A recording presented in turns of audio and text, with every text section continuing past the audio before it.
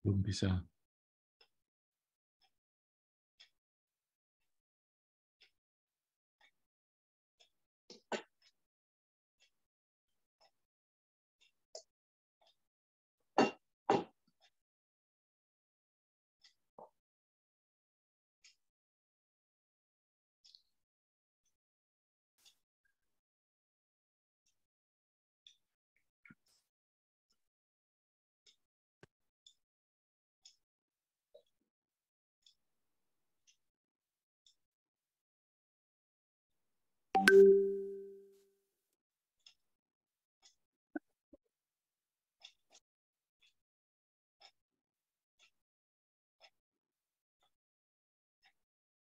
Ini ada permasalahan ya. Ya langsung dimulai aja deh Pak Benny. Ya, baik. Baik, terima kasih Prof. Purwanto. Selamat malam Bapak Ibu yang hadir di forum ngobrol bareng Selasa petang yang ke-18 ini. Perkenalkan, saya Benny Kristiawan. Saya mahasiswa di program studi Dr. Arsitektur, konsentrasi Arsitektur Digital Unika Sugio Pranoto Semarang. Pada malam hari ini saya menyapa khusus selamat malam pada Prof. Iwan Sudrajat, yang pada malam hari ini kita akan mengobrolkan topik atau tema metode fenomenologi. Ini satu metode atau satu topik yang mungkin bisa dibilang luas ya. Luas kalau dibilang sempit bisa saja, atau mengarah pada berfokus ya bisa ke situ. Baik, sebelum memulai, saya akan bacakan dulu kegiatan kita pada petang hari ini. Dimulai nanti saya berharap setelah ini nanti ada sambutan dari Kaprodi Program Studi Dr. Arsitektur, Prof. Purwanto. Lalu setelah itu nanti kita akan mendengarkan, menyimak materi yang disampaikan oleh Prof. Iwan Sudrajat kurang lebih 30 menit dari pukul 18.40 seharusnya. Lalu setelah itu nanti kita akan gunakan tanya jawab kurang lebih 30 menit juga. Dan berharap pada pukul 20 nanti kita sudah bisa akhiri kegiatan ngobrol bareng kita pada malam hari ini. Nah, saya persilahkan pada Prof. Purwanto untuk bisa memberikan pengantar sambutan. Silakan Prof. Pur. Iya, baik. Terima kasih Pak Benny. Selamat malam Ibu Bapak sekalian semuanya. Selamat malam Prof. Iwan. Terima kasih atas kesediaannya mengisi di acara ngobrol bareng Selasa petang ini. Pada malam hari ini itu memang saya sengaja tidak menghadirkan pembicara kedua. Biasanya Prof. Iwan terus kemudian dengan mahasiswa di program studi Dr. Arsitektur. Karena kebetulan mahasiswa program studi Dr. Arsitektur hampir semuanya sudah presentasi. Kalau yang belum presentasi itu belum ujian ujian proposal. Ya. Sehingga tidak maju di acara ngobrol bareng Selasa petang pada malam hari ini. Sehingga sekarang ini Prof. Iwan punya waktu yang agak luas, bisa untuk menyampaikan nanti pokok-pokok pemikirannya terkait dengan metode fenomenologi. Di sini ada Pak Widri, salah satunya yang menggunakan metode fenomenologi. Nanti mungkin bisa berdiskusi lebih jauh terkait dengan metode fenomenologi ini. Pada acara ini kami selenggarakan setiap bulan sekali, ya didukung dengan timnya itu ya mahasiswa-mahasiswa program studi Dr. Arsitektur. Pak Benny ini mahasiswa angkatan ketiga. Kami baru angkatan ketiga, nanti semester depan itu baru mahasiswa angkatan keempat begitu. Kami membuka untuk setahun sekali.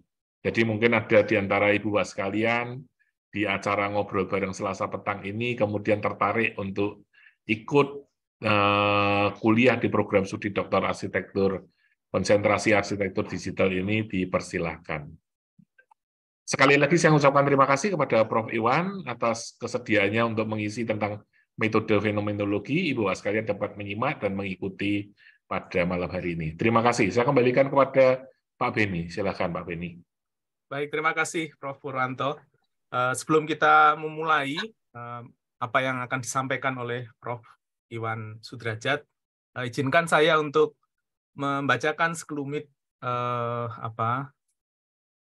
kurikulum vitae dari Prof. Iwan Sudrajat. Sebenarnya sangat banyak sekali yang saya temukan, tetapi saya akan ambil bagian yang pokok. Mungkin ada rekan-rekan yang baru saja mungkin masuk atau berkenalan dengan arsitektur, bisa menyimak siapakah tokoh yang akan kita dengarkan paparannya pada malam hari ini. Prof. Iwan Sudrajat ini saat ini sudah selesai nampaknya berkantor di Sekolah Arsitektur Perencanaan Pengembangan Kebijakan ITB. Sekarang sudah bergabung dengan Parahyangan. Mohon nanti kalau ada kekeliruan, saya mohon dikoreksi Prof. Iwan. Lalu lahir pada tahun 1952,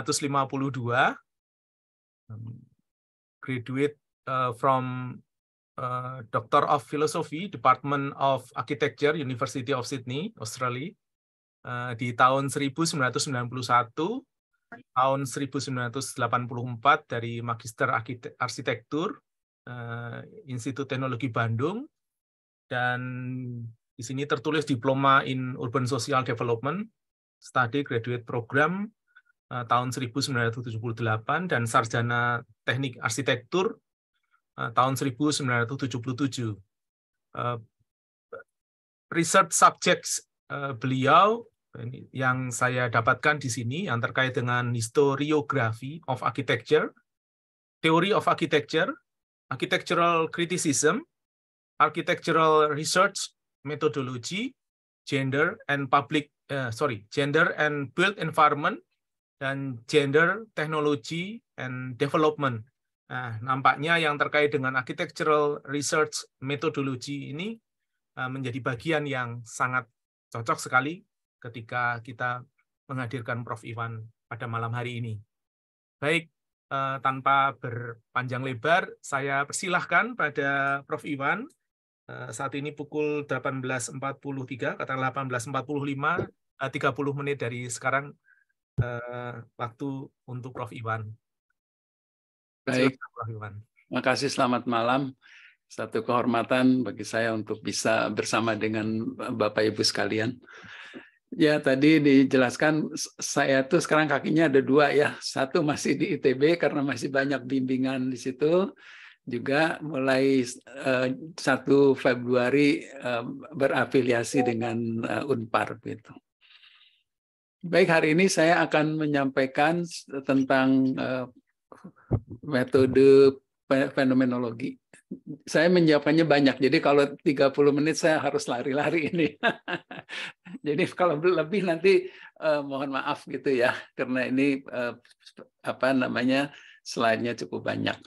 Baik, saya izin share dulu ya.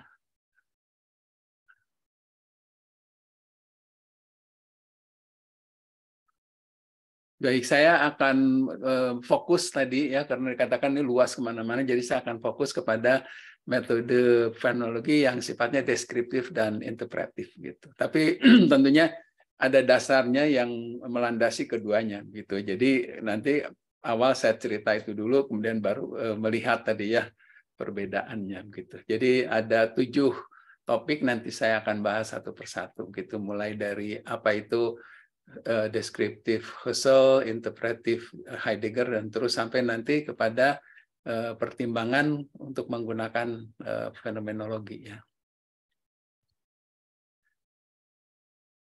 Nah, kita mungkin tahu sebagai gerakan filsafat itu berkembang di Jerman pada peralihan abad 20, kemudian meluas gitu ya.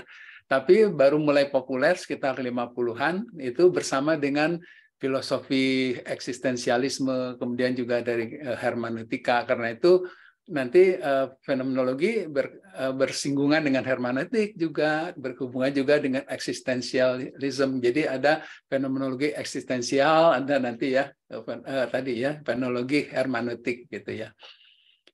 Nah, secara umum kita bisa lihat bahwa filsafat ini bersumber pada Edmund Husserl gitu ya, itu sebagai tokoh utama atau pertamanya, baru kemudian dikembangkan oleh Ponti Heidegger sebagai muridnya Husserl juga, dan juga Gaston Bachelard. Tapi kalau di bidang penelitian atau research, biasanya yang lebih banyak dibahas hanya Husserl dan kemudian Heidegger. Karena itu nanti fokus kita hanya pada dua itu ya. Tokoh-tokohnya ini kira-kira ya yang cukup berpengaruh gitu. Nah, kita lihat etimologinya, tapi kita akan bisa mengartikan bahwa fenomenologi adalah ilmu pengetahuan tentang apa yang tampak atau apa yang menampakkan diri. Nah, kalau kita lihat dari Glorier, definisinya adalah dikatakan di sini studi tentang apapun yang tadi tampil ya dalam pengalaman manusia, di mana kemudian di situ kita menanggalkan dulu tadi ya pertimbangan realitas objektif dan juga respons subjektif. Nanti mungkin ini akan jelas di belakang apa yang dimaksud gitu.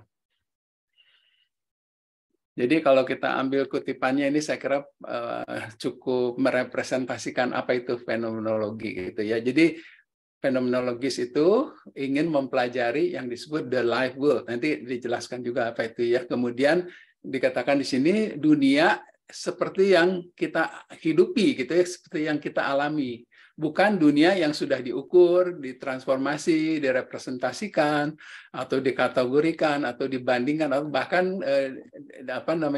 dianalisis dalam pecahan-pecahan gitu. Jadi kita inginnya sesuatu yang otentik, yang utuh gitu ya. Jadi kita mempelajari tadi bagaimana manusia hidup dalam dunianya ya, dan berpengalaman, dan disitulah kemudian kita melihat keutuhan dari pengalaman itu.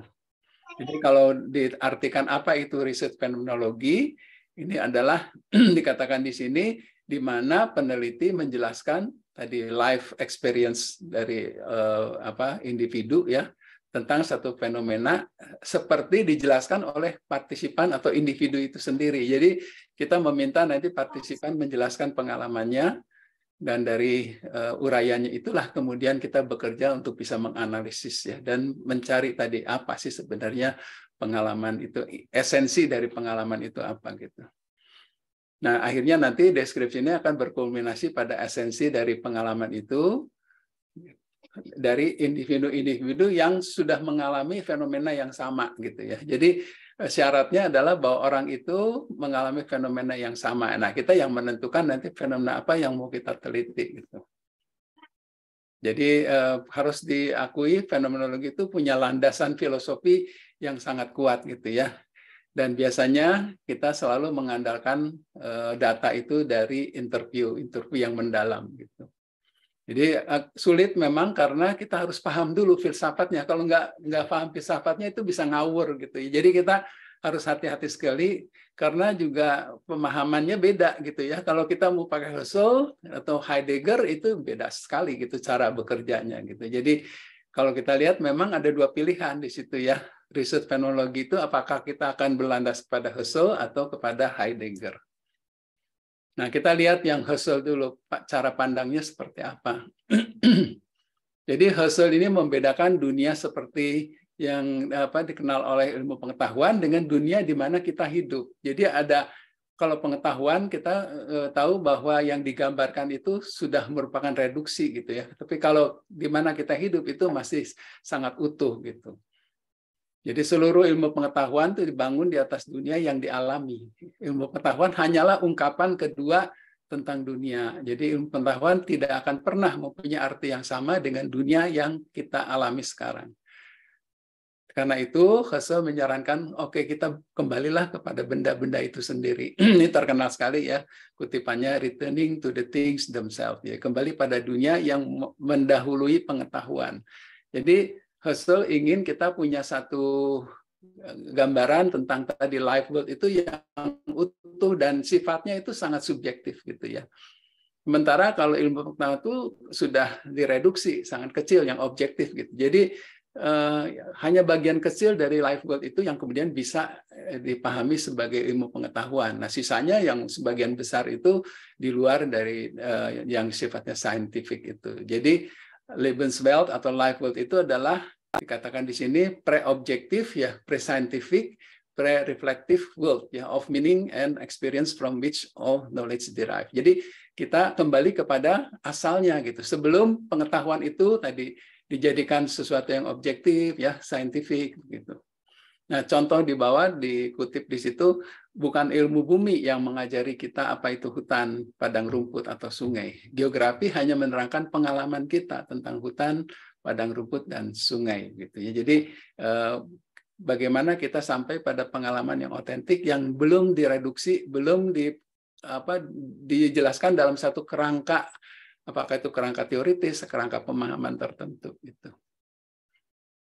Jadi ini bukan metode untuk menjelaskan secara objektif rasional ya, tapi dia adalah prosedur deskripsi pengalaman sehari-hari. Jadi di situ kita tidak hanya menggunakan rasio, tapi kita bisa menggunakan ingatan, emosi, persepsi, fantasi, imajinasi, bahkan nanti sangat penting gitu. Imajinasi itu berulang-ulang nanti muncul di dalam teknik analisis gitu ya. Nah, pengamatan cermat atas peristiwa sehari-hari akan membawa kita pada gambaran yang jelas tentang siapa dan apa kita sebagai manusia di dunia. Jadi, Lebenswelt atau life world itu yang diharapkan oleh Husserl itu adalah sesuatu yang tadi yang belum direduksi gitu ya. Nah, jadi fenomenologi Husserl itu disebut deskriptif karena tujuannya adalah mendeskripsikan esensi dari pengalaman-pengalaman. Dan untuk sampai pada pengalaman itulah kemudian dia mencoba melakukan reduksi. Karena itu Husserl menyebut metode deskripsinya adalah satu reduksi ya. Dalam analisis akan ada banyak tahapan reduksi ya, seperti reduksi fenomenologis, reduksi eidetik, kemudian reduksi eidos atau esensi. Jadi yang intinya nanti adalah mencari esensi. Nah, esensi itu merujuk pada struktur esensial dari pengalaman-pengalaman subjektif.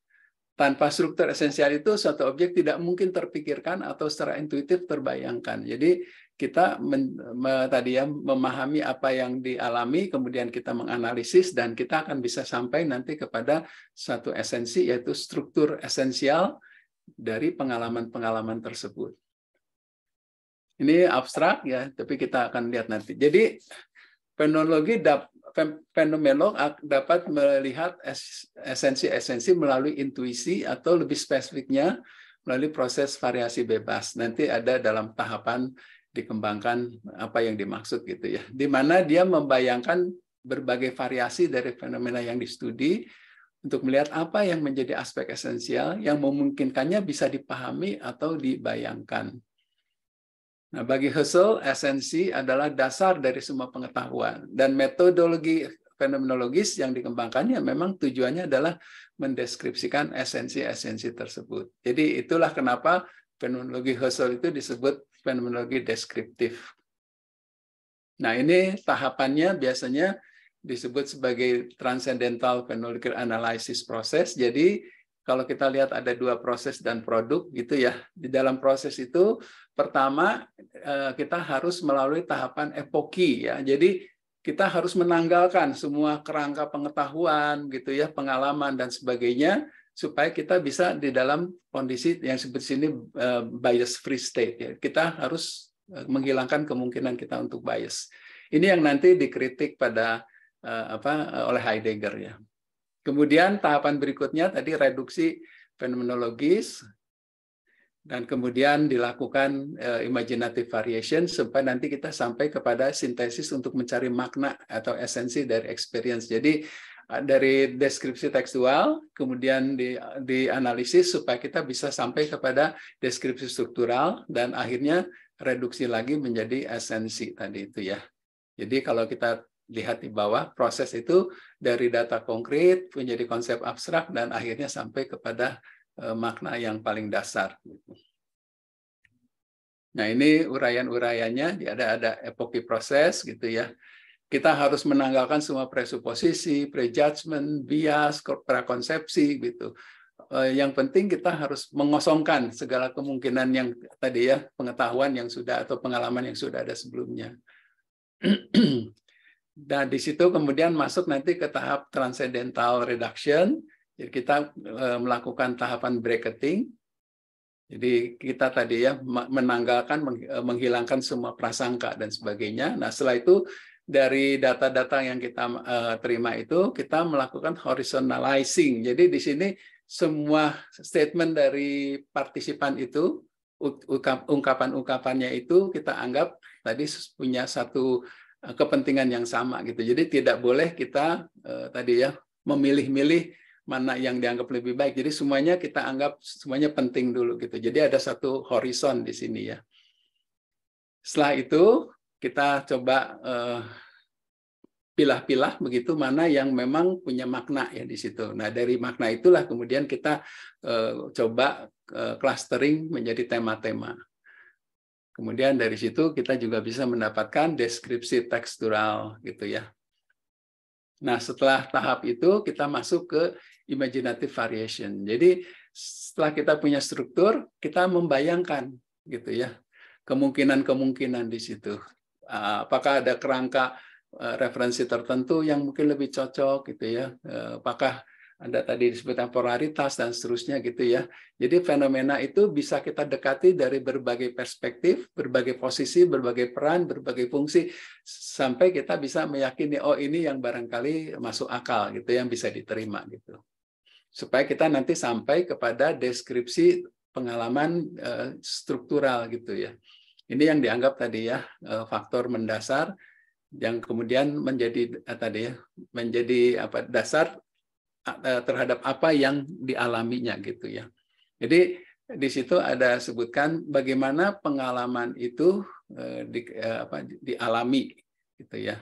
Apa yang dialami dan bagaimana dialami. Itu saya kira dua pertanyaan yang selalu muncul di dalam fenomenologi itu, apa yang dialami oleh subjek, kemudian bagaimana dia mengalaminya gitu ya. Jadi kemudian setelah itu nanti ada deskripsi struktur esensial dan seterusnya gitu. Nah, setelah itu baru dimasukkan ke dalam tahap sintesis. Jadi ada integrasi dari ungkapan tekstural dan kemudian struktural itu ke dalam satu statement tentang tadi esensi-esensi itu. Nah, ini saya kira tahapan-tahapan yang biasanya dilalui ya, dan mengikuti tadi tahapannya dari Husserl. Nah, kita lihat bedanya dengan Heidegger. Jadi kalau Heidegger itu memahami konsep manusia sebagai being in the world. Jadi dikatakan manusia itu lahir itu semuanya sudah ada di dunia ini. Jadi dia tidak berada dalam satu konteks kehidupan yang sudah berlangsung. Dan dia tidak akan bisa melepaskan diri dari konteks yang sudah berlangsung itu dan terus berkembang gitu ya. Jadi manusia itu bukan subjek penonton, katanya manusia adalah bagian dari keseluruhan kehidupan. Jadi manusia tidak dapat dipahami di luar dari lingkungan kehidupannya, gitu ya. Bahkan di bawah disebutkan we are beings gitu ya. We are beings in amongst and inseparable from a world of being. Ini jadi manusia dengan lingkungannya itu menjadi satu gitu, tidak akan bisa dilepas. Nah, karena itu Heidegger keberatan dengan konsep tadi yang epoki ya, bagaimana seseorang bisa mengosongkan pikirannya. Dia aja hadir aja sudah dalam kehidupan tadi ya, konteks yang sudah ada gitu. Nggak mungkin manusia itu melepaskan dari konteks gitu.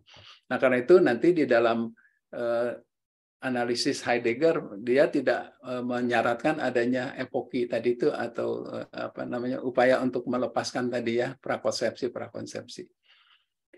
Nah, beda dengan makhluk lain, manusia itu sadar akan eksistensinya dan mampu berefleksi tentang eksistensinya. Nah, lebih rinci lagi dikatakan manusia itu makhluk yang dilempar ke dalam dunia tanpa persetujuannya sendiri. Jadi ya tidak ada pilihan, dia memang langsung seolah-olah dari lubang tanpa dasar kemudian menuju lubang kematian tanpa dasar juga. Nah, berhadapan dengan kekosongan inilah manusia jadi resah. Nah, keresahan ini memungkinkan dia sadar akan eksistensinya. Jadi rasa takut yang dirasakan mendorong manusia untuk bertanya tentang kefanaan, ketakutan, dan bahkan kematian. Fenomenologi Heidegger karena itu disebutnya adalah interpretif. Nah, tujuannya adalah menjelajahi pengalaman manusia atas keberadaannya. Jadi human experience of being yang disebut dengan istilahnya adalah Dasein, ya. Heidegger menekankan pentingnya peran interpretasi dalam analisis fenomenologisnya. Jadi fenomenologi Dasein adalah hermeneutics yang menuntut pekerjaan interpretasi. Interpretasi merupakan aspek integral dari penelitian fenomenologis. Kalau tadi Husserl itu dia melihat tadi pengalaman dan dia menganalisis dari pengalaman itu. Nah, kalau Heidegger melihat bahwa kita tidak bisa membaca pengalaman itu saja. Dia harus melihat juga keterkaitannya tadi ya dengan konteks sejarah, begitu, konteks budaya, konteks sosial gitu. Jadi teks tadi itu yang kita dapatkan melalui wawancara itu tidak bisa dianalisis atas dirinya gitu. Dia harus disinari atau tadi ya dikaitkan dengan konteks-konteks yang ada di sekitarnya. Jadi karena itu dia menyangkal kemungkinan gagasan Husserl tentang bracketing yang menuntut tadi ya penanggalan anggapan dasar dan seterusnya gitu. Budaya dan tradisi selalu mempengaruhi pemahaman tiap individu tentang pengalamannya. Jadi nggak mungkinlah seseorang diminta melakukan bracketing gitu ya. Nah, dari dasar dua itulah kemudian berkembang metode atau kita mengatakannya protokol-protokol untuk analisis fenomenologis. Jadi kita lihat ada yang mendukung Husserl, ada yang mendukung Heidegger. Tapi lebih banyak saya lihat yang mendukung Husserl ya dibanding Heidegger. Mungkin yang Heidegger lebih sulit dilaksanakannya. Jadi saya tidak tahu alasannya, tapi begitu kenyataannya. Jadi kalau kita lihat bandingkan apa sih bedanya Husserlian dan Heideggerian itu. Jadi dari fokus metafisiknya sudah berbeda ya, yang satu epistemologis, satu ontologis gitu ya. Kemudian apa yang dijelaskan dari seseorang itu adalah melihat orang itu hidup di dalam dunia objek-objek. Nah, kalau Heidegger melihat orang itu tadi ya hidup ya sebagai makhluk itu di dalam dan juga dikatakan sebagai makhluk dari dunia gitu. Jadi dia nggak bisa memisahkan diri. Nggak ada objek, semuanya itu adalah bagian dari kehidupan manusia gitu. Nah, kemudian juga pengetahuan yang digambarkan oleh Husserl itu statis ya, ahistoris gitu. Sedangkan kalau Heidegger tadi karena dia tadi mengkaitkannya itu dengan budaya, konteks, sifatnya sangat historis gitu ya. Kemudian tadi esensi itu bagi Husserl itu dibagi bersama. Nah, kalau Heidegger mengatakan bahwa tadi culture, practice, dan history ya. Jadi yang dibagi bersama itu bukan hanya esensi, tetapi budaya, praktek-praktek, dan kemudian juga sejarah. Nah, metode untuk memperoleh pengetahuan, metodenya itu tadi dikatakan oleh Husserl bracketing supaya kita bisa mengakses pengetahuan yang benar gitu ya. Tapi kalau Heidegger melihat di sini bahwa interpretasi budaya itulah yang menjadi dasar bagi semua pengetahuan.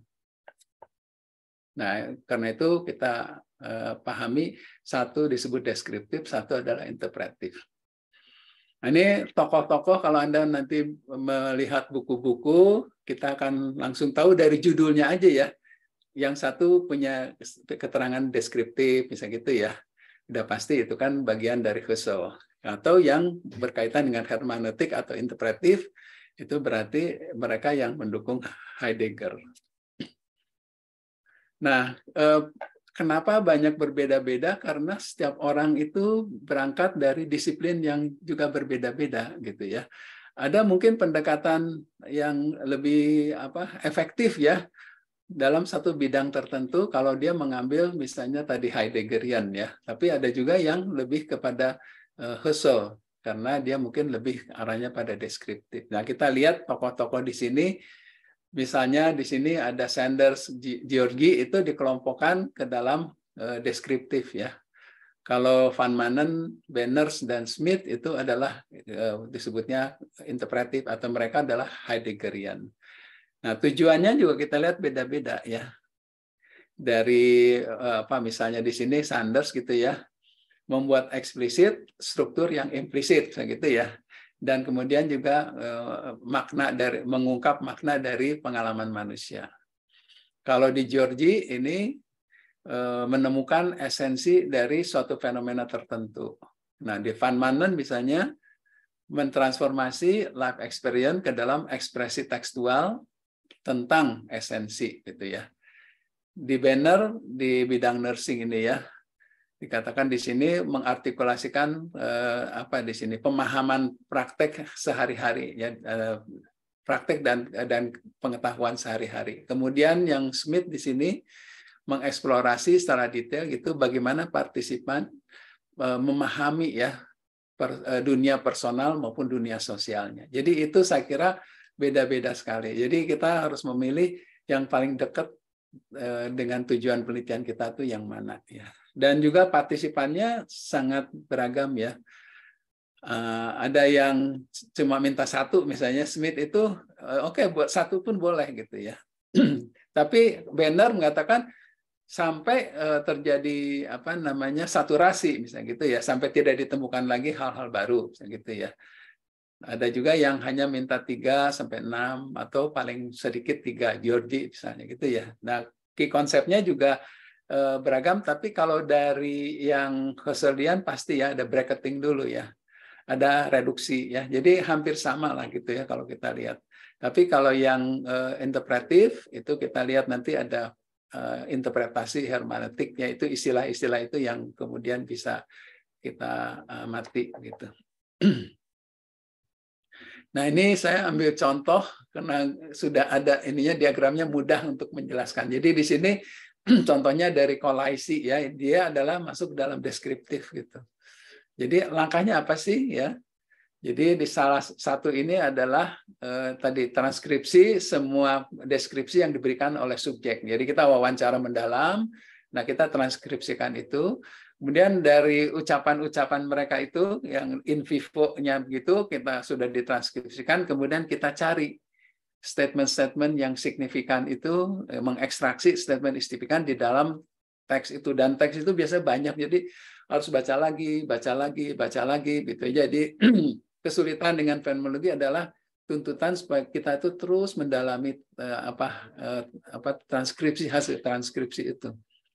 Dari situlah kita bisa memformulasikan makna-makna apa yang terkandung di dalam significant statement itu.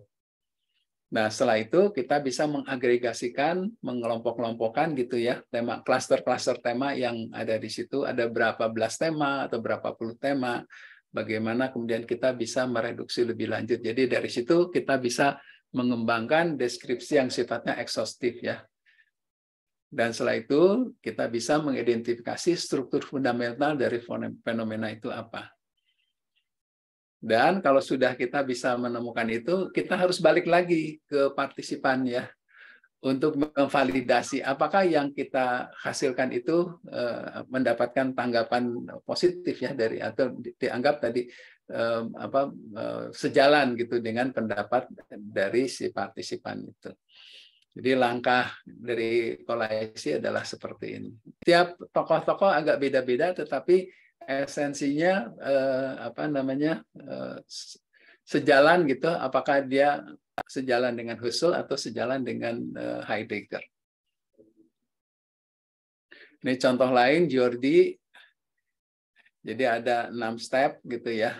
Nah, hati-hati juga kalau kita menggunakan metodologi fenomenologi, harus jelas kita itu mengikuti tadi ya protokol atau prosedur siapa gitu, karena bisa kacau gitu kalau kita tidak men-state kita menggunakan yang mana, nanti orang yang membaca atau pakar lain yang baca melihat itu tidak mengikuti sesuatu hal yang mungkin tadi ya terstruktur gitu ya. Kita nggak mungkin menciptakan susunan protokol sendiri gitu, itu sangat beresiko. Jadi kita lebih baik mengambil struktur yang sudah dikembangkan dan sudah teruji gitu ya. Jadi dengan begitu bobot keilmiahannya itu bisa dipertanggungjawabkan gitu. Jadi kalau ini misalnya kita mengumpulkan, mendeskripsikan data-data fenomenologis, kita membaca keseluruhan deskripsi itu, membagi-bagi deskripsi itu ke dalam unit-unit makna, mentransformasikan unit makna, mengidentifikasi tadi ya struktur esensial, dan mengintegrasikan feature-feature dalam esensi tadi ya struktur esensial tersebut gitu. Jadi hampir mirip sebenarnya, tapi ada beberapa tahapan yang mungkin lebih diutamakan atau bahkan ada yang dihilangkan. Nah, saya mencoba menjelaskan lebih rinci lagi tentang mustakas gitu ya, karena ada satu mahasiswa bimbingan saya yang sudah selesai menggunakan murni ya mustakas gitu. Kita mencoba untuk menjaga supaya dia tidak keluar dari ini tadi ya protokol itu. Jadi tiap tahap itu betul-betul dicoba diikuti gitu ya. Karena saya khawatir kalau tidak mengikuti itu, apakah ini masih bisa dibilang fenomenologi siapa gitu kan? Kita nggak mungkin mengatakan fenomenologi mahasiswa yang sedang melaksanakan itu. Jadi ini diambil mustakas karena memang ini yang paling banyak juga dirucuk ya di dalam research gitu. Nah, jadi protokolnya dibuat lebih rinci di sini ya supaya bisa diikuti. Jadi pertama katanya pastikan bahwa metodologi fenomenologi adalah yang paling tepat untuk menjawab masalah penelitian. Terus tetapkan fenomenologi yang mau studi itu apa, fenomena yang mau studi itu apa. Kemudian harus paham juga asumsi filosofis fenomenologi itu seperti apa, fenomenologi yang mana yang akan ini. Kemudian mengumpulkan data dari individu yang telah mengalami fenomena yang distudi melalui wawancara, pengamatan, ada jurnal, karya tulis, seni, musik, apapun ya bisa kita gunakan untuk mengumpulkan data itu. Terus wawancara partisipan dengan 2 pertanyaan. Apa yang telah dialami ya, kemudian konteks atau kondisi apa yang umumnya mempengaruhi atau berpengaruh pada pengalaman itu. Jadi apa dan bagaimana pengalaman itu diperoleh itu ya. Kemudian setelah itu menganalisis tadi data-data itu, melihat tadi significant statement-nya, kemudian mengklasterisasi makna menjadi tema-tema tadi atau unit meanings. Berdasarkan significant statement itu dan tema-tema itu, kita kemudian mulai menulis deskripsi tekstural. Jadi ya apa yang dialami oleh partisipan, termasuk contoh-contoh perbatimnya. Jadi apa yang diungkapkan, apa adanya, itu bisa kita kutip di situ untuk bisa menulis tadi deskripsi tekstural. Nah, biasanya deskripsi tekstural itu dilakukan per individu dan juga per kelompok gitu. Jadi setiap partisipan ada deskripsi tekstualnya. Nanti setelah keseluruhan itu kita juga bisa membuat deskripsi tekstualnya untuk kelompok gitu. Kemudian deskripsi struktural. Di sini tadi ya bagaimana mengalami di situ, dan ini yang berlaku di sini adalah imaginative variation yang kita sebutkan tadi.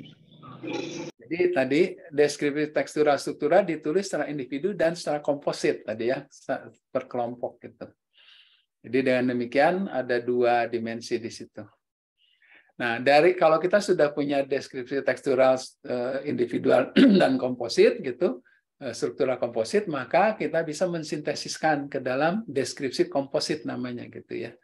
Mengungkapkan secara lengkap esensi dari pengalaman dan merupakan puncak dari studi fenomenologi lah gitu ya.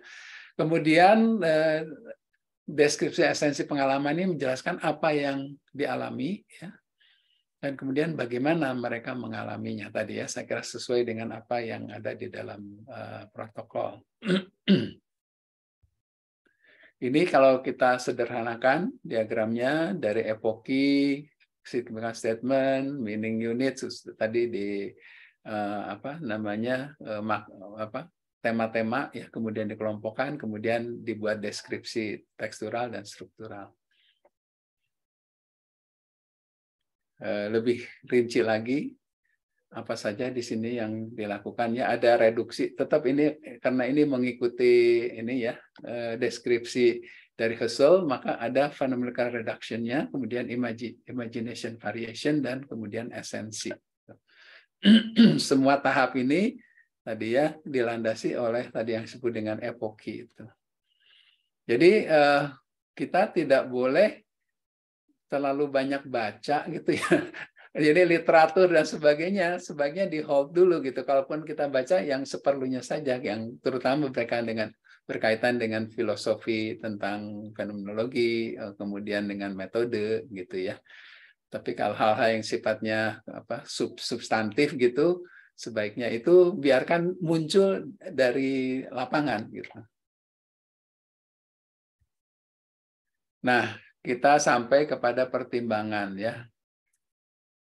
Jadi menentukan fenomena yang untuk distudi. Jadi pilih fenomena yang menarik, pelajari ya, dibaca, tulis, diskusi, kontemplasi gitu, mana yang kira-kira bisa diteliti, dan usahakan tidak terlalu terikat katanya pada pikiran awal. Buka kemungkinan untuk mengembangkan pemikiran baru. Nah, kalau kita merasa sudah semakin dekat dengan fenomena yang ingin distudi, refleksikan, bayangkan seperti apa rasanya memperoleh pengalaman terkait fenomena tersebut. Nah, sejak awal ingatkan bahwa fenomena dan makna intensional yang membentuk fenomena tersebut adalah unit analisis Anda, gitu ya, bukan individu yang mengalami fenomena tersebut. Jadi syaratnya kan partisipan itu adalah yang mengalami tadi ya langsung fenomena yang akan kita teliti. Tapi unit analisisnya bukan orang itu gitu ya, bukan individunya, tapi adalah tadi fenomenanya itu sendiri gitu.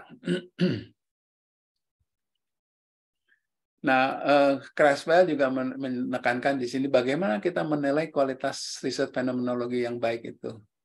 Nah, ini ada beberapa kriteria. Apakah peneliti menunjukkan pemahamannya tentang landasan filosofis fenomenologi? Apakah peneliti memiliki fenomena yang jelas untuk distudi ya, secara mendalam namun ringkas? Apakah peneliti menggunakan prosedur analisis data dalam fenomenologi seperti direkomendasikan oleh Mustakas atau Pak Menen atau yang lainnya? Jadi nggak bisa kita bikin prosedur sendiri gitu ya. Saya melihat ada proposal mengusulkan supaya tadi protokolnya ada 3, yang nggak mungkin ya, satu dengan lain belum tentu sejalan gitu. Jadi saran saya kalau melakukan satu studi untuk disertasi ya satu aja gitu ya, dan kita dalami dengan baik gitu.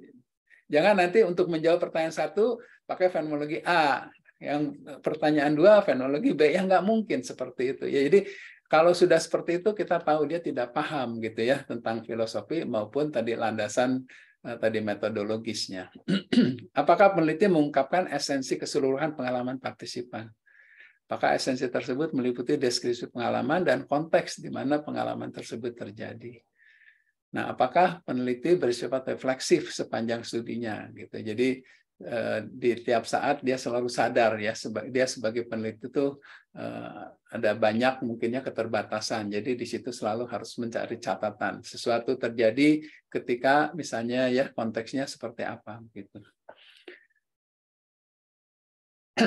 Nah, tantangannya bagi riset fenomenologis apa? Ini tadi menuntut pemahaman penguasaan filosofis dan konsep fenomenologis yang bersifat abstrak. Tidak semua orang mampu, karena dia tadi ya menuntut pemahaman yang sangat abstrak dan mencoba mengartikan yang abstrak itu supaya operasional. Itu yang tidak mudah gitu ya. Kemudian partisipan yang terlibat dalam studi perlu dipilih secara teliti agar sepenuhnya mewakili mereka yang mengalami fenomena yang akan distudi. Jadi kita tidak bisa memilih sembarangan partisipan. Jadi kita harus yakin betul kalau kita ingin meneliti satu fenomena tertentu, maka harus diyakini bahwa memang itu partisipannya punya tadi ya pengalaman yang memadai ya untuk bisa tadi kita wawancarai gitu. Kemudian upaya bracketing ini juga sulit diterapkan karena masing-masing peneliti cenderung membawa asumsi pribadi dengan topik yang sedang ditelitinya gitu. Nah, lebih lanjut, atmosfer akademik dan tingkat penerimaan komunitas akademik sangat menentukan pengakomodasian dan keberhasilan penelitian dengan pendekatan fenomenologis. Saya lihat misalnya di UGM ya, itu banyak sekali saya sering diundang untuk menguji penelitian yang menggunakan pendekatan fenomenologis karena memang di situ komunitasnya sudah terbentuk gitu ya, sehingga mahasiswa dengan mudah bisa mengusulkan. Tapi kalau seperti di ITB, kalau mengajukan fenomenologi semua orang mungkin berpikir beberapa kali gitu ya, karena tidak banyak gitu yang paham filsafatnya dan bahkan tidak paham tentang metodologinya. Jadi kita harus yakin betul bahwa di atmosfer akademiknya mendukung. Kalau tidak kasihan mahasiswanya juga gitu. Ya, ini penutup ya. Jadi kita bisa rangkum ya, pendekatan fenomenologis berupaya mendeskripsikan pengalaman-pengalaman dari sudut pandang orang yang mengalaminya. Fenomenologi berasumsi bahwa manusia berusaha mencari makna dari pengalamannya dan uraian yang diungkapkannya berisikan makna tersebut. Adalah tugas peneliti untuk melakukan analisis terhadap uraian partisipan agar dapat mendeskripsikan atau menginterpretasikan esensi dari pengalaman mereka.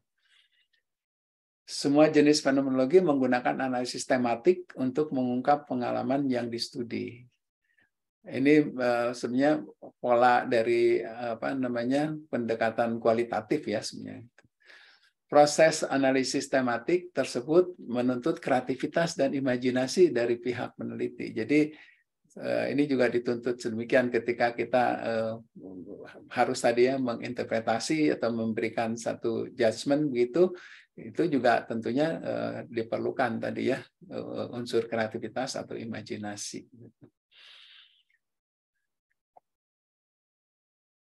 Nah, catatan pribadi saya, pendidikan kualitatif masih termarginalisasi ya. Institusi penyelenggara pendidikan arsitektur seringkali belum siap mengakomodasi penelitian dengan pendekatan kualitatif secara rigorous. Penggunaan pendekatan kualitatif termasuk nanti fenomenologi, etnografi, dan lain-lain ini perlu didasarkan pada kesepakatan bersama sejak awal antara mahasiswa dengan pembimbing. Juga didukung oleh penguasaan pembimbing dan mahasiswa atas paradigma, prinsip, dan protokol metode kualitatif yang akan digunakan gitu ya. Jadi sangat tidak masuk akal kalau mahasiswanya mengusulkan fenomenologi tapi pembimbingnya barangkali ya hanya tahu tentang kuantitatif analisis ya yang nggak akan nyambung gitu ya. Atau juga kalau taunya hanya sedikit tentang kualitatif dan tidak mau memperdalam ya. Sebenarnya kan kalau kita membimbing mahasiswa itu kesempatan untuk ikut belajar gitu ya. Jadi ini yang dituntut juga dari pembimbing. Nah, sikap non-egosentrik, kemampuan berempati, melakukan abstraksi, mengungkapkan pemikiran secara tekstual dan visual, ini merupakan prasyarat yang harus dimiliki calon peneliti dengan pendekatan kualitatif termasuk fenomenologi.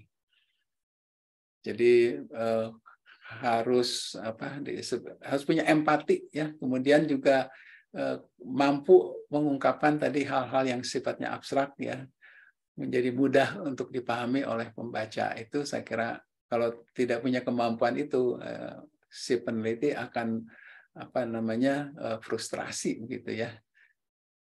Baik, itu saya kira yang bisa saya sampaikan. Ini ada beberapa pustaka yang bisa dibaca, terutama saya mengusulkan Creswell ya untuk bisa dibaca yang di atas itu tahun 2003. Dia menawarkan ada 5 pendekatan. Nah, salah satunya adalah fenomenologi. Kemudian di Jarvinen itu ya, Jarvinen itu juga bab 4, bab 5 itu tentang fenomenologi dan saya kira cukup informatif untuk mereka yang ingin mulai memahami ya. Nanti pendalamannya tentunya sesuai dengan tadi ya, prosedur mana yang dipilih. Kalau tadi misalnya Mustakas ya, bacalah buku yang ini ya, 1994 ini. Kalau yang lain mungkin bisa baca Van Manen misalnya, kita bisa untuk yang baca yang 2014 itu. Meskipun di luar ini banyak sekali ya artikel ilmiah yang membahas berbagai macam tokoh tadi itu. Penerapan dari protokol-protokol dari beberapa tokoh ini saya kira cukup banyak dan dilakukan di berbagai bidang keilmuan gitu ya, sehingga kita harus pilih-pilih juga mana yang mungkin paling dekat dengan arsitektur gitu. Begitu. Terima kasih. Terima kasih sekali Prof. Iwan. Saya mohon maaf sebelumnya pada Ibu Bapak, saya sengaja tidak menghentikan paparan dari Prof. Iwan. Kita lebih sekitar 15-20 menit, tapi 15 menit. Sayang sekali ya yang pengetahuan yang sangat bermanfaat ini kalau saya hentikan. Baik, di kolom chat sudah ada satu pertanyaan dari Bapak Hanson Kusuma. Ya, izin bertanya, bagaimana cara breaking description into meaning units? Apakah ada semacam karakteristik dari meaning units tersebut? Begitu, Prof. Iwan. Ini sementara baru satu pertanyaan. Oh, ada lagi. Sementara itu dulu, Prof. Iwan, atau akan disambung? Di sini ada Ibu Yola yang bertanya tentang fenomenologi dan etnografi sering sulit dibedakan, bagaimana batasan antar keduanya, dan apakah ada tips dan trik untuk menjalani metodologi tersebut dengan efektif. Ya, ada dua hal ini, Prof. Iwan. Monggo, Prof. Iwan. Baik, jadi dari hasil wawancara, kemudian kita melakukan transkripsi. Nah, kita baca ulang gitu. Terus setelah itu kita tandai ya. Setiap baris itu kita tandai begitu. Nah, dari situlah kita akan bisa mengutip dulu dari situ, kemudian kita mencoba tadi memaknainya. Kalau ada satu kalimat gitu, maknanya itu apa gitu ya. Jadi itulah yang kita sebut sebagai nanti meaning units itu. Nanti kalau kita sudah bisa mengumpulkan meaning units itu, kita kelompok-kelompokkan gitu ya. Oh, ini ada meaning units yang sama misalnya gitu ya, atau mendekati, dan kita bisa tadi ya bikin cluster-cluster gitu. Dengan demikian nanti kalau kita sudah lebih lanjut lagi, cluster-cluster itu juga antara cluster bisa disatukan kembali gitu. Jadi atau cluster yang sudah ada kita bisa pecah. Jadi sangat dinamis ya cara bagaimana kita tadi ya mengidentifikasikan meaning unit itu gitu. Jadi dasarnya adalah dari ungkapan-ungkapan tadi yang sudah kita dapat, kita tandai mana kalimat-kalimat yang kita anggap penting, terus kemudian apa makna dari kalimat penting itu gitu. Jadi meaning unit itu seperti itu. Nah, kalau sudah banyak sekali, kita lihat lagi, baca lagi, mana yang satu kelompok ya, dan demikian kita bisa jadikan klaster tersendiri. Dengan upaya-upaya seperti itu, kita bisa mereduksi nantinya itu ya, meaning unitnya menjadi satu jumlah yang lebih mudah untuk kita kendalikan gitu. Itu yang dimaksud ya. Dan memang membutuhkan banyak waktu gitu ya. Dan kalau misalnya kita punya partisipannya cukup banyak,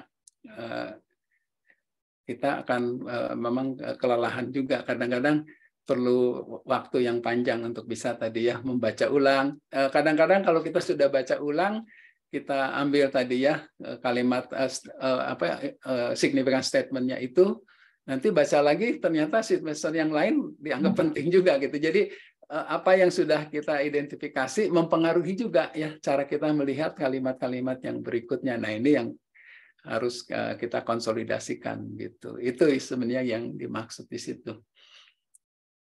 Nah, setelah itu baru nanti dicoba dilihat tadi tema-tema. Nah, itu bisa direduksi lagi. Kalau di UGM gitu ya, itu meaning unitnya bisa 100 sekian, terus nanti direduksi gitu ya, jadi beberapa. Jadi setelah reduksi terakhirnya nanti kepada esensi gitu. Ada 3-4 tahapan reduksi biasanya bisa dilakukan seperti itu. Nah, itu sekaligus juga menjawab tadi pertanyaan membedakan etnografi dan fenomenologi ya. Kalau kita mengikuti cara membedakannya, biasanya kita tahu ya, etnografi itu mempelajari suatu masyarakat yang berbagi budaya gitu ya. Etnografi itu dasarnya adalah masyarakat yang berbagi budaya gitu.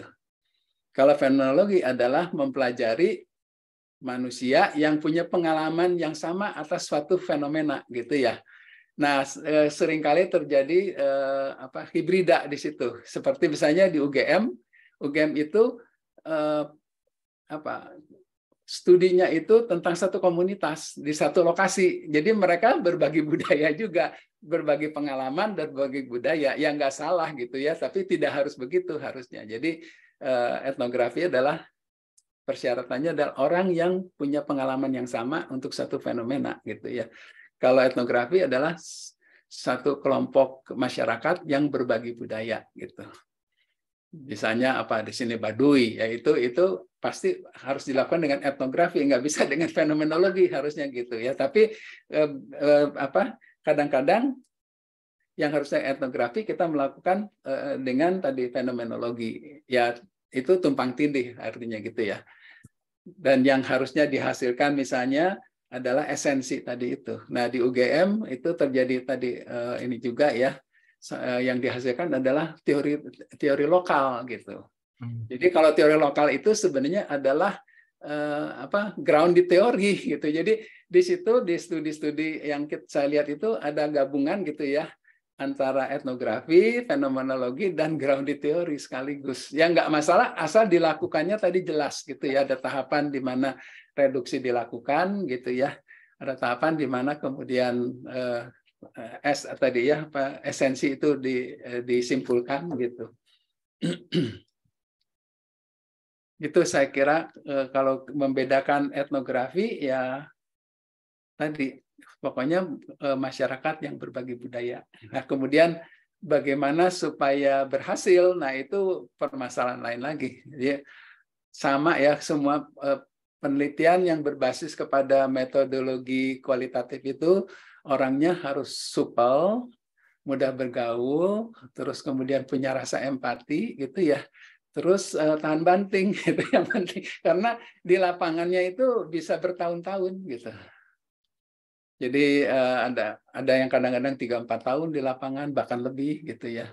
Tapi setelah pulang dari sana pun mengolah datanya juga tidak mudah gitu. Biasanya harus balik lagi untuk bisa memvalidasi lagi ya datanya gitu. Jadi dibutuhkan waktu yang lebih panjang. Karena itu saya selalu menyarankan kepada mahasiswa S3, kalau pengen cepat lulus jangan ambil kualitatif, ambil kuantitatif aja, gampang gitu kan. Jadi Anda tinggal menganalisis variabel apa hubungannya satu dengan lain gitu. Terus itu semua waktu bisa Anda kendalikan. Tapi kalau di etnografi nggak bisa.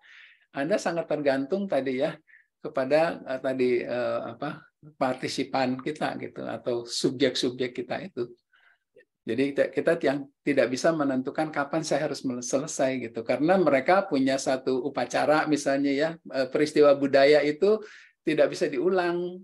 Kita nggak bisa minta, oh saya terlewat bisa diulang nggak bisa. Jadi kalau terlewat Anda harus nunggu setahun lagi gitu. Jadi di bulan apa lagi ya nunggu setahun lagi gitu. Jadi karena itu lama ya. Kalau kita terlewat kita nunggu 1 tahun.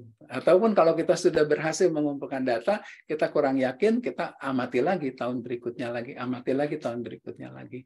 Jadi ada satu godaan untuk yang etnografi gitu, untuk nggak selesai-selesai. Karena selalu tertarik gitu ya untuk bisa mengambil data baru lagi gitu. Nah itu saya selalu kepada mahasiswa saya, cepat pulang, lupakan yang berikutnya. Nggak bisa juga, itu selalu kan ada tarikan dari lapangan itu untuk kita datang lagi mengamati lagi gitu. Tapi kita harus tahu pada titik mana kita harus berhenti, misalnya gitu ya.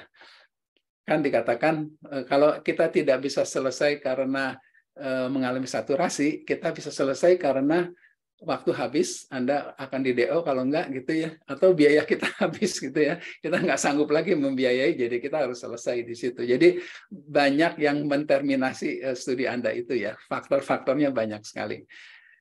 Ya idealnya memang yang menghentikan adalah kalau datanya mengalami saturasi gitu. Tapi kan tidak selalu ideal seperti itu. Ya, ya. Udah baik tuh Pak. Baik, terima kasih Prof. Iwan. Mohon maaf sebelumnya pada Pak Rian, lalu Bu Rizka, Pak Muafani, Bu Yunita, dan Pak Uut. Ini saya beri kesempatan dulu nggih untuk Prof. Yosef ini yang mengajukan pertanyaan. Monggo Prof. Yosef akan mengajukan secara langsung atau saya bacakan Prof. Yosef? Prof. Yosef Priyotomo, apakah masih? Mohon dibacakan karena saya sedang saturasi oksigen. Baik. Oke. Baik, saya bacakan untuk pertanyaan dari Prof. Yosef. Jadi, mengapakah Christian Norbert Schulz tidak banyak disebut oleh peneliti arsitektur, padahal yang dia lakukan adalah fenomenologi? Apakah karena tidak dalam tataran filsafat, melainkan dalam tataran arsitektur? Itu pertanyaannya, Prof. Iwan. Ya, baik. Ya, masing-masing bidang itu ada tokohnya, Pak. Jadi, fenomenologi kita bisa bahas sebagai filosofi, ya. Kita bisa bahas sebagai satu alat apresiasi atau baca atau teori ya tentang arsitektur gitu ya. Ya mungkin lebih cocok pada teori dan kritik arsitektur. Dan sebagai metode penelitian. Jadi kalau yang saya jelaskan tadi adalah yang metode penelitian gitu ya. Nah, Norbert Schulz itu mungkin lebih jelas kepada teori dan kritik arsitektur di situ ya. Jadi dia mencoba menjelaskan arsitektur dengan meminjam tadi perspektif fenomenologi gitu. Jadi kenapa tidak disebutkan? Disebutkan kalau kita bicara tentang misalnya sense of place dan gitu ya.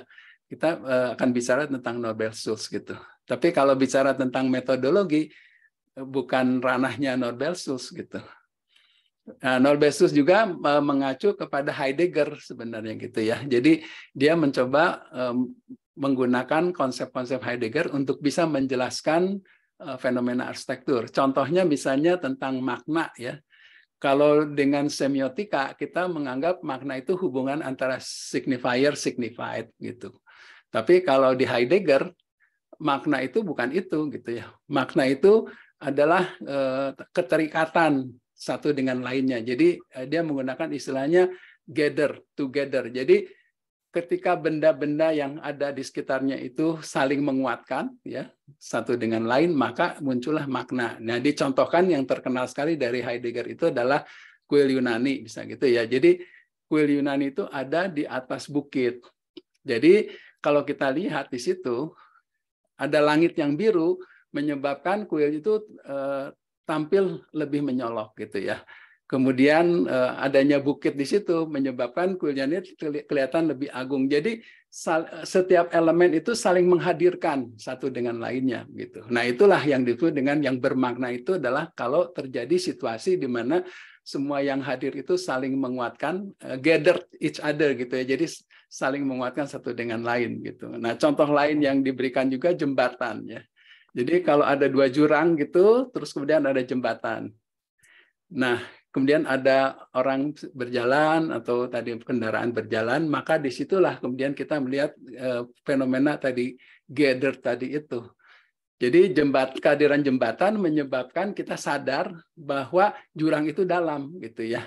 Kemudian juga ketika kita melihat dari bawah ke atas, langit juga menyebabkan bahwa jembatan itu bentangnya kelihatan mungkin lebih lebar ya, lebih punya memberikan kesan yang berbeda gitu ya terhadap orang yang lewat di situ. Jadi kenapa Norbert Schulz tidak dibahas? Karena dia tidak bicara tentang metode penelitian, dia bicara tentang bagaimana cara kita mengapresiasikan arsitektur. Nah, nanti di situ digunakan juga cara pandang Heidegger ya tentang pertemuan antara langit dan bumi gitu. Jadi arsitektur itu bisa kita interpretasikan sebagai modus bagaimana langit dan bumi itu bertemu gitu ya. Jadi nanti ada bangunan yang berakar pada bumi gitu, misalnya benteng-benteng di zaman pertengahan gitu ya. Dia kan nggak punya dasar, jadi dia seolah-olah tumbuh dari langit dan kemudian atasnya datar. Jadi dia sebenarnya tadi merangkul bumi, tapi juga tidak menolak langit bisa gitu. Tapi ada juga bangunan yang merangkul langit ya, terus kemudian berdiri di atas pedimen bisa itu ya. Jadi dia menolak bumi. Jadi cara-cara seperti itu yang kemudian disarankan oleh Norbertus karena dia membacanya dari Heidegger gitu. Nah, itu di kelompok itulah nanti kita bicara tentang arsitek-arsitek yang menggunakan pendekatan fenomenologis gitu ya. Nah, itu Pak jawabannya. Nah, kalau yang filosofi ya tentunya itu ranah yang di luar dari aspek. Kita pinjam saja gitu ya. Ya, ya. Baik, mungkin begitu Prof. Yosef. Semoga saturasinya membaik. Sehat selalu Prof. Yosef. Ya, banyak istirahat Pak.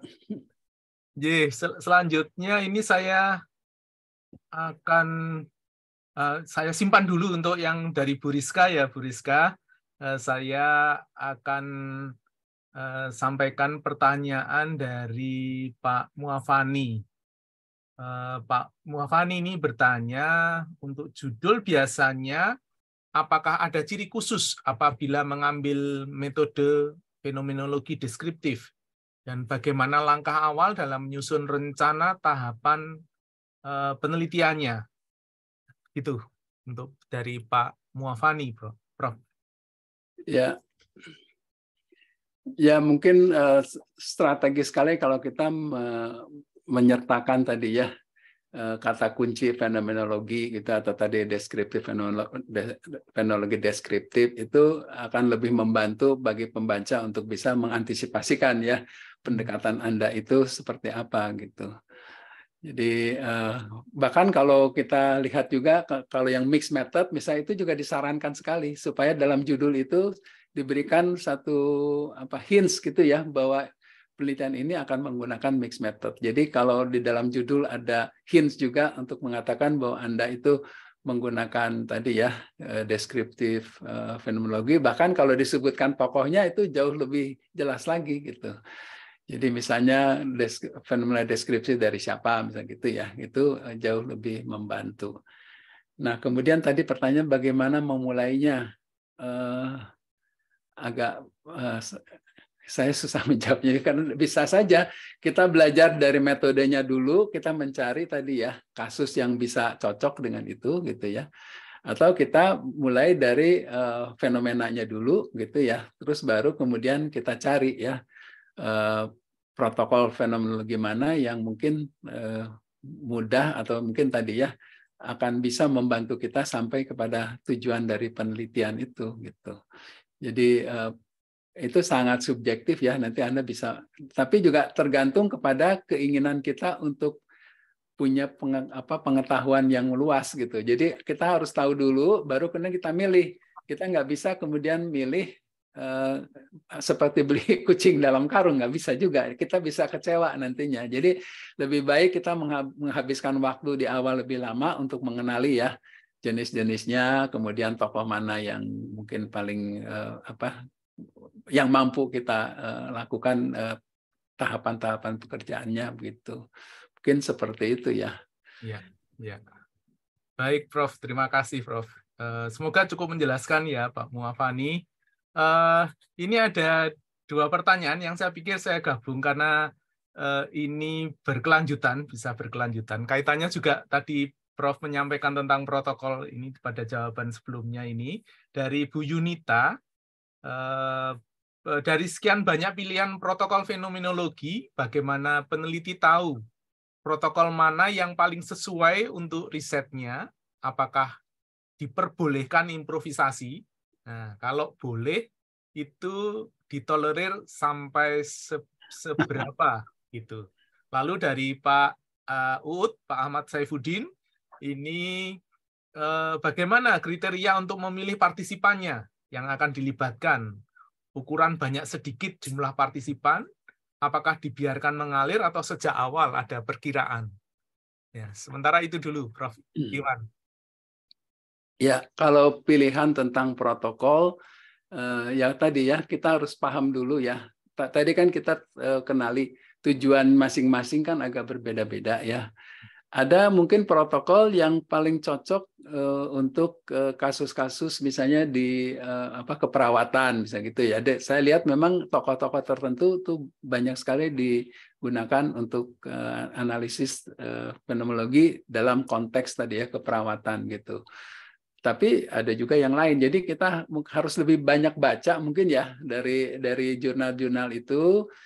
Umumnya misalnya tadi ya, kolaisi itu dipakai untuk yang mana, bisa gitu ya. Jadi dari situ kalau saya lihat kolaisi banyak juga dipakai untuk keperawatan juga, bisa gitu. Jadi dari situ kita akan tahu ya, oh kemampuan analisisnya mungkin yang kita butuhkan seperti apa dan dia menawarkan yang mana gitu. Dan saran saya itu karena kita belajar jangan pakai improvisasi. Paham dulu aja susah gitu, apalagi mau improvisasi. Ngawur, kalau menurut saya improvisasi itu ngawur. Jadi pahami dulu ya, baru kemudian kita terapkan gitu. Sebelum kita paham bagaimana kita improvisasi, nggak mungkin lah gitu ya. Jadi lebih baik kita tertib mengikuti protokol ya daripada kita lari kemana-mana gitu. Karena kalau sudah lari kemana-mana biasanya tidak terkendali. Jadi kita akan kaget sendiri dengan hasilnya. Ya menurut saya itu ya. Mungkin saya agak konservatif gitu. Ya. Tapi kalau ada yang berani ya silahkan aja. Tapi dengan resiko yang tinggi tentunya gitu. Kemudian tadi tentang memilih partisipan ya. Iya. Di dalam fenomenologi itu partisipan itu nggak bisa dibuat. Harus tadi memang mereka yang mengalami gitu ya. Jadi kita tidak bisa kemudian menambah kurang dengan begitu saja gitu. Jadi kalau Anda misalnya melihat satu potensi ya fenomena tertentu, partisipannya seperti apa gitu ya yang bisa kita ikut sertakan. Kalau terlalu sedikit atau misalnya tadi tidak signifikan gitu ya, mungkin Anda harus berganti berganti fenomena gitu. Jadi kesulitannya di situ. Nah, karena itu carilah kasus-kasus di mana kemudian partisipannya itu cukup memadai gitu ya. Yang saya lihat tadi di ITB pernah ada yang membahas tentang Masjid Salman ya. Jadi di situ tuh ada orang-orang yang punya kegiatan ya, pengalaman yang cukup panjang, ada yang sampai belasan tahun di situ ya dengan masjid itu. Jadi itu saya kira bisa saja dipelajari dari situ. Tergantung tadi ya bagaimana sih sebenarnya partisipan yang mungkin yang bisa kita jangkau gitu. Dan harus kita ingat partisipan itu harus berdasarkan kesukarelaan. Kita juga nggak bisa kalau misalnya kita memaksa juga nggak bisa gitu ya. Atau kalau kita memberikan timbal balik begitu dan sebagainya, bisa saja kemudian nanti apa yang diungkapkan juga tidak didasarkan pada satu kejujuran juga gitu. Jadi ini problematikanya ada di sana. Jadi memang harus pilih-pilih lah ya gitu ya. Karena tidak bisa direkayasa, partisipannya tidak bisa direkayasa. Jadi saya melihat banyak contoh-contoh yang dibahas dari Creswell itu adalah mereka yang mengalami AIDS misalnya gitu ya. Kan AIDS nggak mungkin deh.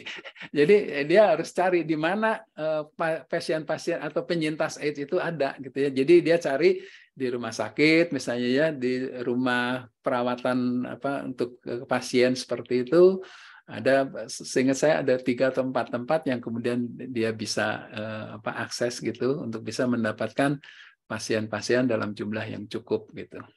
Nah dari situ wawancara, kemudian dicari tadi ya tema-tema, akhirnya ketemu gitu. Ada saya lupa lagi berapa 9 atau berapa esensi dari kalau seseorang sudah tadi mengalami penyakit AIDS itu apa gitu ya, hidup sudah berakhir. Salah satu misalnya esensinya itu adalah bahwa hidup sudah berakhir. Terus kemudian ada beberapa pernyataan-pernyataan untuk bisa menunjukkan bahwa itulah yang dipikirkan oleh orang-orang yang mengalami tadi ya penyakit AIDS itu. Itu saya kira ya, jadi partisipan tidak bisa direkayasa kalau fenomenologi itu. Iya, iya. Baik, terima kasih Prof. Iwan. Ini contohnya misalnya kemarin ada mahasiswa saya yang meneliti tentang pengalaman tinggal di rumah dengan material tertentu, jadi dari kayu, bambu dan sebagainya gitu. Nah, ada satu kasus di mana rumah itu adalah rumah tinggal. Jadi partisipannya ya nggak bisa lain, suami istri, mungkin kalau anaknya udah dewasa boleh lah, tapi kalau masih kecil kan nggak bisa juga ya. Ya segitu aja gitu. Jadi kasusnya akan sangat berbeda kalau kita mengambil bangunan publik, misalnya gitu ya, kantor atau apa. Itu juga ada yang kantor itu kita mesti agak lebih bebas memilih. Cuma kita juga harus punya kriteria memilihnya ya. Misalnya sudah bekerja di situ berapa lama gitu kan. Itu supaya tadi ya interaksi dengan bangunannya itu cukup intens gitu. Ya. Baik. Prof. Iwan, ini saya akan gabung beberapa pertanyaan yang mengkaitkan fenomenologi dengan proses desain. Yang pertama itu dari Bu Rizka. Ya, jadi pertanyaannya, apakah riset-riset fenomenologi ini bisa menjadi dasar acuan sebuah proses desain? Ini dari Bu Rizka. Dan dari Pak Rian juga, beliau kebetulan tesisnya menggunakan paradigma dan metode fenomenologi. Sependek bacaan saya, penelitian fenomenologi masih sebatas pada tataran metafisis. Beberapa penelitian atau pemikir sempat ada yang menggunakan fenomenologi sebagai metodologi, tapi belum dijelaskan secara eksplisit bagaimana kerangka penerapannya atau aplikasinya dalam proses mendesain. Nah, apakah memungkinkan penerapan fenomenologi dengan sintesis ilmu lain untuk dapat merumuskan metodologi baru yang dapat diaplikasikan di tataran praktik dalam proses desain? Selanjutnya, dari Pak Yosef Lim, nah ini masih terkait dengan desain, mungkinkah riset fenomenologi dapat mengekspresikan satu kreativitas? Ini mungkin yang satu rangkaian begitu, Prof. Iwan. Mungkin itu dulu sebelum kembali ke Pak Rian dan Pak Andi. Baik, tadi tolong dibantu kalau ada yang kelewat. Iya, baik. Ya, ini semua dalam hubungan dengan proses desain. Karena hari ini saya membahasnya adalah tentang metodologi penelitian ya, karena isu itu harusnya dibahas secara berbeda gitu ya. Jadi misalnya kita harus belajar dari Peter Zumthor dan sebagainya. Jadi mungkin kita harus bisa melihat esensinya. Kalau di dalam desain itu sebenarnya itu berupa kritik sebenarnya. Jadi fenomenologi mengkritik begitu cara para arsitek kemudian mengolah tadi ya bangunan gitu. Jadi di situ misalnya kritiknya adalah terhadap fisiosentris. Desain-desain kita itu lebih mengutamakan mata misalnya gitu ya. Nah, mereka yang mencoba tadi mengembangkan dari sisi fenomenologi jatuhnya kepada multisensori gitu ya. Jadi upaya-upaya itu dilakukan ketika desain itu bagaimana supaya panca indera kita itu bisa tadi ya merespons kepada gejala-gejala tadi arsitektural yang ada dalam lingkungan itu dengan baik gitu. Jadi perabaan, misalnya pendengaran, penciuman, itu semua bahkan tadi perasaan kepada kulit. Jadi Peter Zumthor itu kan masuknya dari situ. Bagaimana supaya ketika orang berada di satu ruangan itu dia bisa menerima sebanyak mungkin ini ya sensasi gitu ya yang bisa diperoleh dari ruang itu, dari suara. Jadi karyanya tentang thermal bath itu kan luar biasa karena di situ cahaya dimainkan, suara dimainkan, misalnya gitu ya.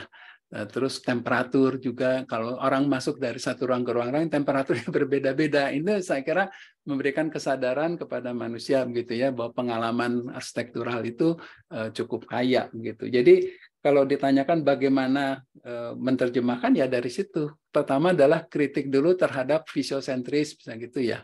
Terus kemudian bagaimana kita bisa mengolah supaya arsitektur itu menggugah tadi ya respons-respons dari alat sensori yang lainnya.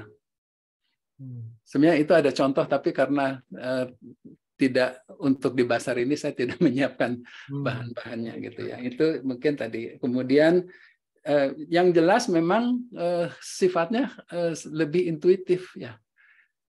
Dalam fenomenologi kita tidak menggunakan ukuran-ukuran sebagai, tapi lebih pada intuitif. Jadi misalnya Peter Zumthor itu kenapa bisa seperti itu? Karena memang tadi pengalaman hidupnya. Bapaknya dulu ada pembuat furniture, dia juga kemudian melanjutkan. Jadi keahlian dia membuat barang-barang dari kayu, ya, dari produk-produk desain lainnya itu menyebabkan dia kemudian menguasai tadi ya bagaimana dia menciptakan suasana misalnya gitu di situ, atmosfer ya, dia menyebutnya mungkin atmosfer gitu. Dan dia juga punya satu ideologi sendiri gitu. Dia hanya ingin memberikan atau menciptakan karya-karya yang berkaitan dengan tadi kepentingan publik ya, individu dan publik gitu. Dia tidak ingin merancang misalnya untuk satu perusahaan enterprise dan sebagainya. Kalau kita lihat karya-karyanya itu semuanya seperti itu gitu. Dia tidak mungkin diminta untuk merancang misalnya headquarters mana gitu, nggak mungkin. Dia nggak mau ke arah seperti itu. Jadi bangunannya juga kecil-kecil atau dia berhubungan dengan publik misalnya museum. Jadi kebanyakan kan karya-karya dia tentang museum. Karena dia memang ingin tadi ya karyanya itu bisa dinikmati tadi ya oleh manusia dengan tadi sensitivitas ini ya, alat mata dan sebagainya, kuping dan sebagainya gitu ya, panca inderanya gitu secara total. Iya. Terus tadi apa lagi ya yang terkait dengan kreativitas? Oh iya, udah pasti kan itu ya. Pasti menghasilkan satu yang sifatnya kreatif gitu. Yang dulunya tidak mendapat tempat, nah sekarang kemudian dengan fenomenologi itu terbuka berbagai kemungkinan di situ ya. Gitu. Artinya sebenarnya bahwa dalam satu keseluruhan proses desain di mana programming sebagai analisis begitu mungkin yang dimaksud oleh teman-teman ini, bahwa di situ terjadi ada partisipan yang direpresentasikan sebagai klien.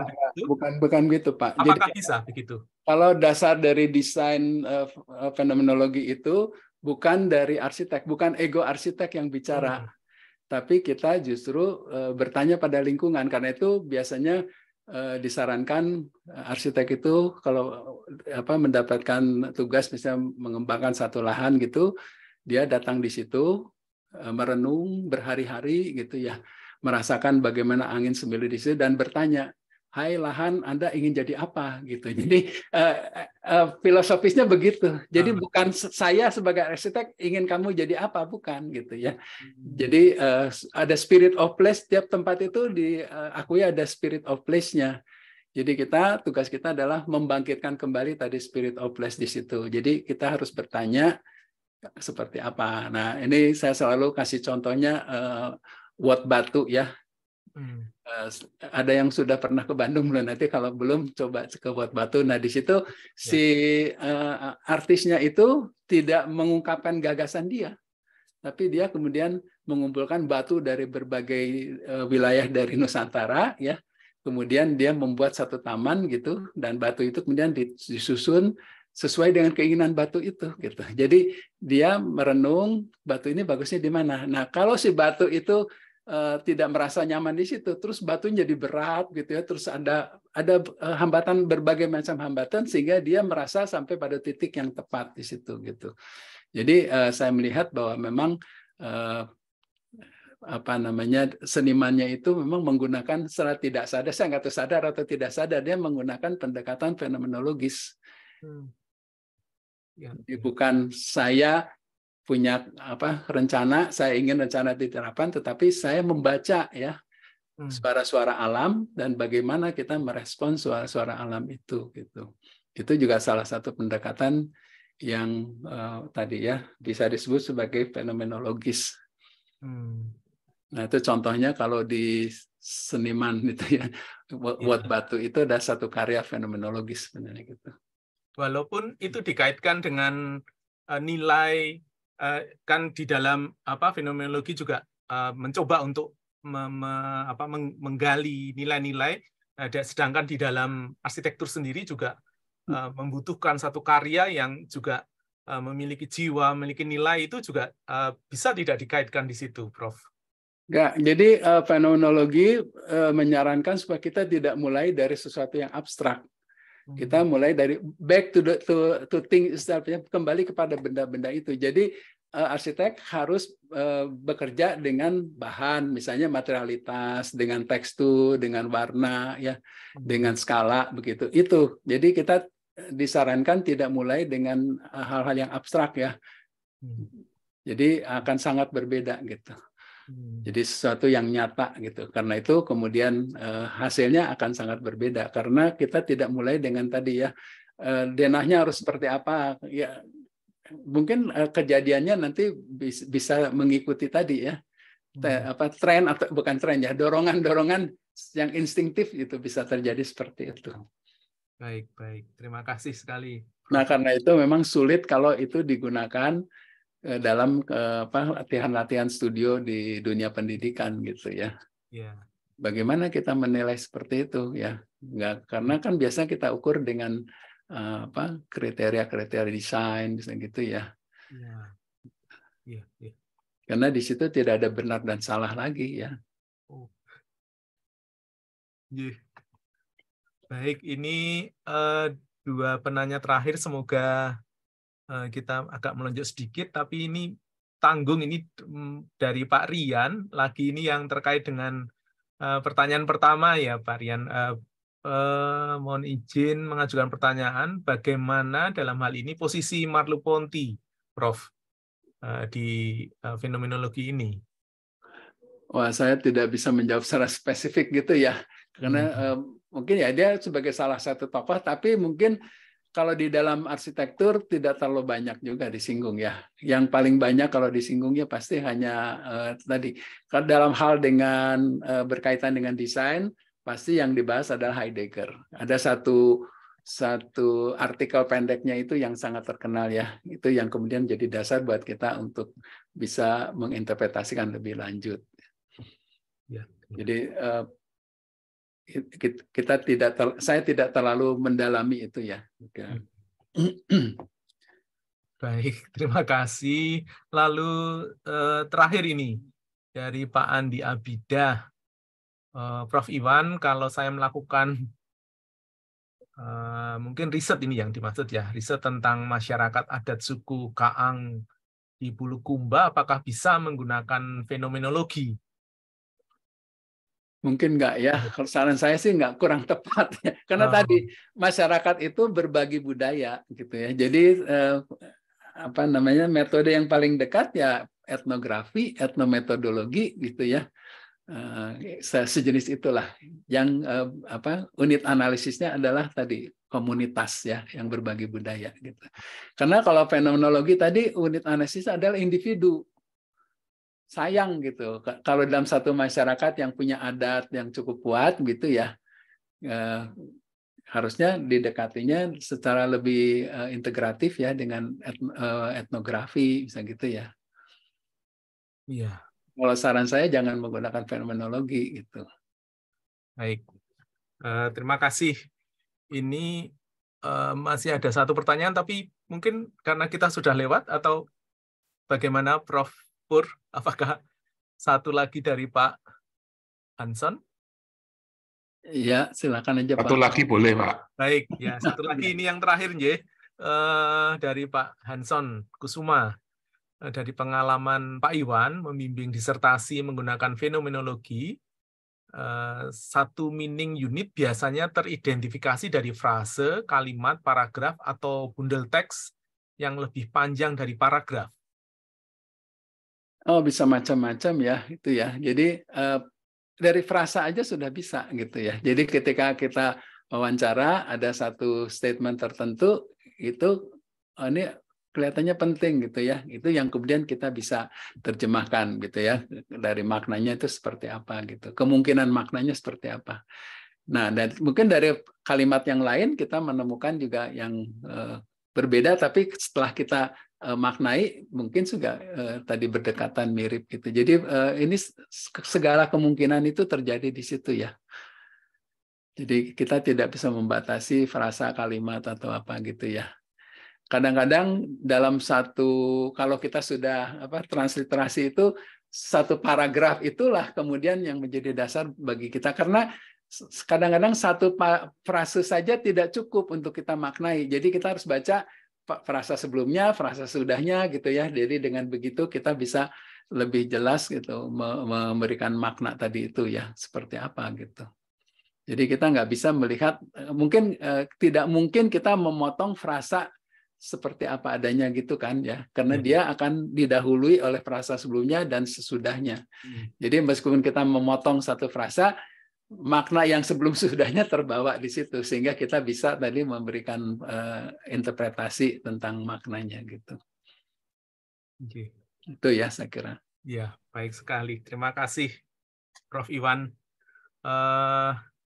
Mungkin kita cukupkan kegiatan kita pada malam hari ini.